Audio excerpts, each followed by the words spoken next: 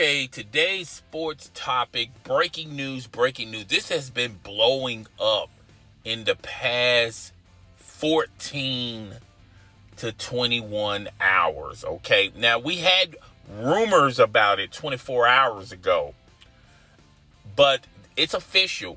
Kevin Durant has requested a trade to be traded away from the Brooklyn Nets. In other news, Kevin Durant and Sean Marks have not been on the same page. The Brooklyn Nets organization has tried to call Kevin Durant. Kevin Durant is not even answering the phone. It has went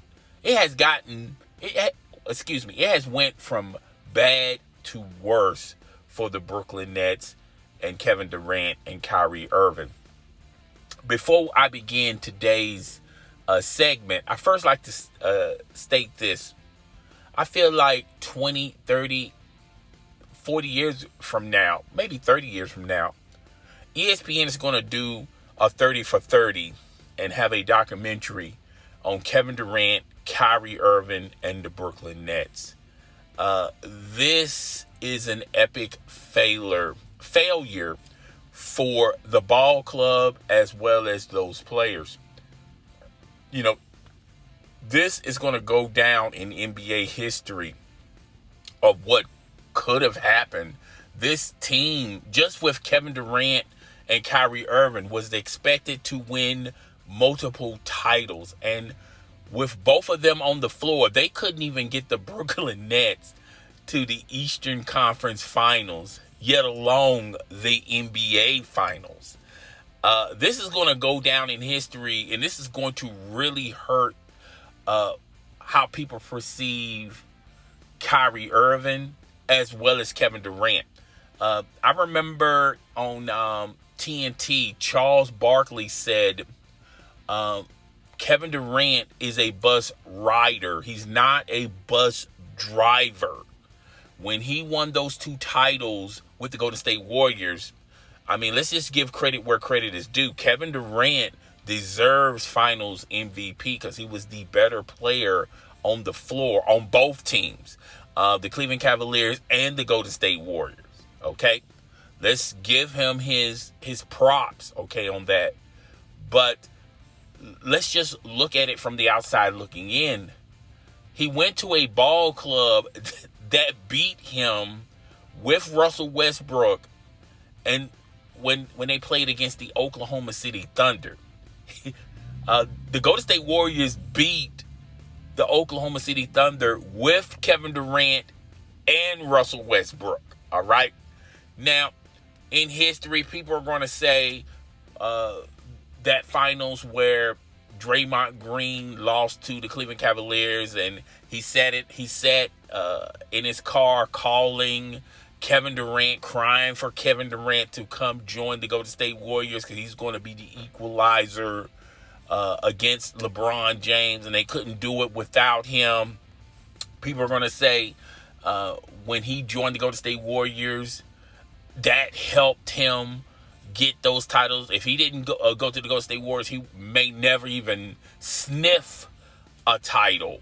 And that could be said true for LeBron James. LeBron James won his first 2 titles with the Miami Heat, with Pat Riley and the Miami Heat organization. Dwayne Wade, Chris Bosh came from a trade, from free agency from the Toronto Raptors to the Miami Heat. If LeBron James didn't take his talent to South Beach and join a loaded team that has already been proven, the Miami Heat organization has won multiple titles, and, joined a Dwayne Wade who has already had titles under his belt. If he didn't join Dwayne Wade and take his talents to South Beach and just stayed in Cleveland, he may never would have been able to win a title. And that is, a lot of people are going to say that 20, 30 years down the road, of these athletes of today, the LeBron James, the Kevin Durant, people are going to have these conversations, the barbershop conversations, where they're going to say, if they didn't take their talents to a proven winner or a solid and proven organization or a Hall of Fame coach, if they didn't take their talent and join a team that already had talent on the court, if they didn't go there, they may never would have won their first 2 titles, Kevin Durant and LeBron James. But this is more so about Kevin Durant. It's so sad that they're going to go down in history. This is going to be an epic failure, not only for Kevin Durant and Kyrie Irving, but the Brooklyn Nets.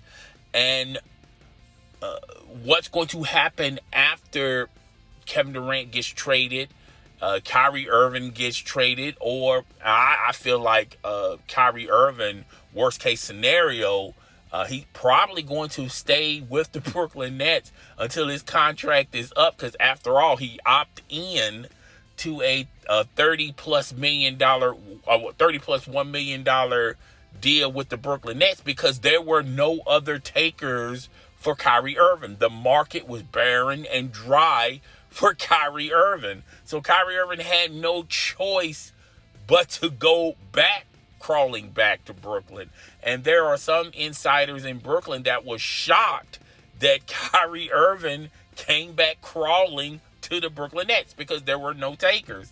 The most significant taker, if you want to call it significant, is him signing a 1-year deal, a 1-year $6 million deal to go to the Los Angeles Lakers. But the Los Angeles Lakers had nothing in return as far as a package goes.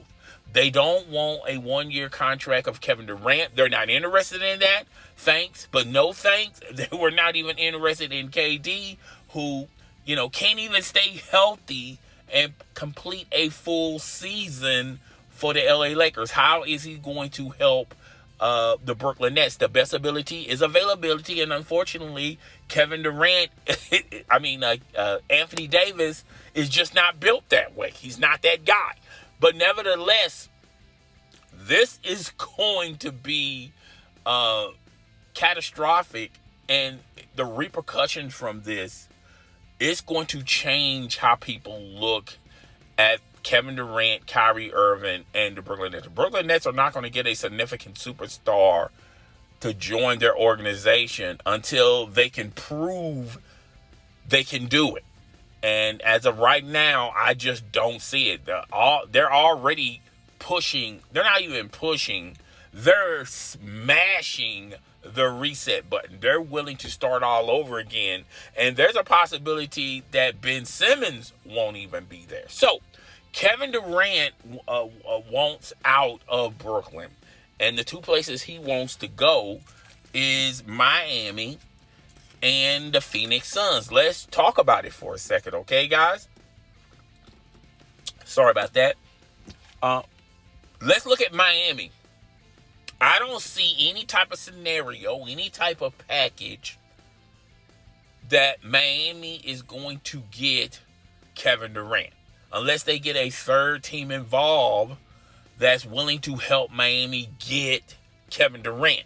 Plus, he's going to be in the conference of the Brooklyn Nets. And I'm pretty sure the Brooklyn Nets do not want to see him a multitude of times during that 4-year contract, okay? So, any East Coast teams we're going to eliminate. Now, if all that is left is East Coast teams, then I can see a scenario where Kevin Durant will possibly go to Miami or some other East Coast team. Maybe the Boston Celtics, if they want to give up on Tatum and Brown, because you're going to give up a lot to get Kevin Durant to come to your organization.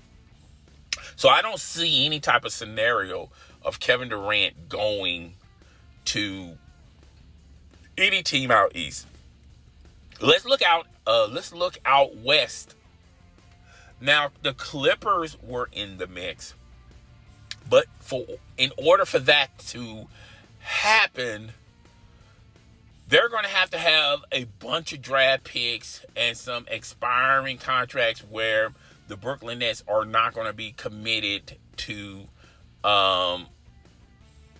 whatever players that they're going to be sending via the Clippers.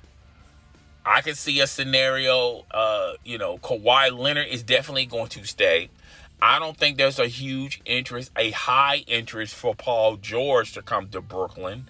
But if the Clippers, which when I look at the Clippers landscape, they don't have a multitude on top of multitude of picks. Plus, they don't even have a farm system there of some younger talent that they're building and developing that the Brooklyn Nets would want. So we're just going to have to pass on the Clippers right now unless they can get a third team involved. Now, a lot of people are talking about the Los Angeles Lakers. The same plague that the Los Angeles Lakers had with Brooklyn as far as trading for Kyrie, those rules still exist for Kevin Durant. The Los Angeles Lakers have nothing. The cover is bare, okay? So for all the Los Angeles Lakers fans that's hoping and praying that they can get Kyrie and Kevin Durant, that's just wishful thinking. So we're going to have to pass on that as well. Is he interested in going to the New Orleans Pelicans? Maybe a package with Zion Williams going to Brooklyn, as well as some draft picks. And then you pair him up with Brandon Ingram, CJ McCollum. That's wishful thinking. But I don't think it's so far unbelievable where it cannot happen. But that's going to be based on Kevin Durant. And if Kevin Durant, that's a yes or no if Kevin Durant wants to go there. Brooklyn would love to send him there, particularly if they're going to get Zion Williams. But ultimately, I just don't. That's going to be left for Kevin Durant to decide. And I think Kevin Durant is not. He wants to go to an already made team that can go deep and go deep in the playoffs and hopefully win a championship. So I will have to lean against that, even though that might be favorable for Brooklyn. Excuse me. All right. Let's talk about the elephant in the room. We can keep going. I can keep going on and on, throwing out different teams. Let's talk about the elephant in the room, shall we? And everyone has been talking about this for the past 8 hours. The possibility of Kevin Durant reuniting with the Golden State Warriors. Here's where I see some realism as far as him going to the Golden State Warriors. Now, let's fast forward a little faster. Let's jump on the Phoenix Suns real quick. I forgot about them. DeAndre Ayton, from what I heard from NBA radio, that trade, for them to just swap players, they get Ayton, he goes to Brooklyn with some draft picks. Even though Kevin Durant wants to go there, ultimately, you're asking for a king's ransom from the Phoenix Suns, and I just don't think they have enough there to orchestrate a deal. Even though Kevin Durant may want to go there, I'm not too sure when they start the bidding war, the Phoenix Suns are going to have a lot. Which leads me back to the last thing we talked about just 30 seconds ago, which is, and I got ahead of myself, I apologize, the Golden State Warriors. The Golden State Warriors, a lot of people are not looking at them because a lot of people feel like Kevin Durant does not want to go there, and he probably don't want to go there. But I feel like ultimately, if he wants to leave Brooklyn, and the Golden State Warriors has the best package for Brooklyn, they're going to make that work, all right? Because he still has 4 years with Brooklyn. So what you're going to do? You're going to spend your 4 years fighting with the Brooklyn Nets organization, or you're going to go somewhere where, you may have mixed emotions about the management. You may have mixed emotions about Draymond Green, but in the grand scheme of things, you're looking at this saying, I can make this work. Here's why I feel like the Golden State Warriors will be the top suitor that can also add draft picks. They can add young talent, developmental talent. All right. And the Brooklyn Nets will be happy. After he gets traded there, I feel like he'll grow to be happy with the Golden State Warriors because, first of all, let's talk about it. They got Looney. And I don't think they're going to give up on Poole, but I think they're going to give up on the other players that they have drafted 2 to 3 years ago. Plus, they have draft picks. All right. Some decent draft picks. They also have some players that are developing, but they're not developing fast enough that you can package and mortgage those things in. And if the Golden State Warriors have to add a third team to even add more draft picks, then that's a possibility as well. Now, you're not going to get Klay Thompson. You're not going to get Steph Curry. You're not going to get a Draymond Green, okay? I think Poole is off limits. But I feel like everybody else that is young and draft picks can go to the Brooklyn Nets. Now, if the Brooklyn Nets want to play hardball and say, hey, y'all going to have to throw in Poole, I think the Golden State Warriors will think about it, but ultimately, you're trading in Poole for Kevin Durant, and Kevin Durant has a lot of years. He's got 4 years with the Golden State Warriors. He's on a friendly contract with the Golden State Warriors.